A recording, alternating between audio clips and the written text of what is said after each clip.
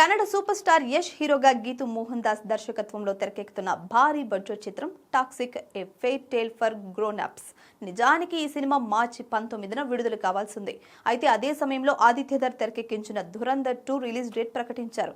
కానీ Arab countries లో నెలకొన్న యుద్ధ పరిస్థితుల కారణంగా రిలీజ్ వాయిదా వేస్తున్నట్లు ప్రకటించారు. అయితే ధురంధర్ బాక్సాఫీస్ వద్ద సృష్టిస్తున్న విధ్వంసం చూస్తుంటే టాక్సిక్ టీం వాయిదా నిర్ణయం తీసుకోవడమే ఉత్తమమని అనిపిస్తోంది. ఎందుకంటే ధురంధర్ 2 దెబ్బకు ఏ సినిమా అయినా నిలదొక్కుకోవడం ఇప్పుడున్న పరిస్థితుల్లో అసాధ్యం. టాక్సిక్ చిత్రం పాన్ ఇండియా లెవెల్లో భారీ బడ్జెట్ తో నిర్మితమైంది. ఇలాంటి పెద్ద చిత్రానికి సోలో రిలీజ్ మరియు భారీ స్థాయిలో థియేటర్లు అవసరం. కానీ ధురంధర్ 2 సృష్టిస్తున్న మాస్ ర్యాంపేజ్ వల్ల థియేటర్ల కేటాయింపులో ఇబ్బందులు ఎదురయ్యే అవకాశం ఉంది. పైగా మిడిల్ ఈస్ట్ మార్కెట్లో నెలకొన్న అనిశ్చితి వల్ల కూడా విదేశీ వసూళ్లపై ప్రభావం పడే ప్రమాదము ఉంది. అందుకే రిస్క్ తీసుకోకుండా సినిమాను వాయిదా వేయడం మేకర్స్ తెలివైన నిర్ణయంగా భావించవచ్చు.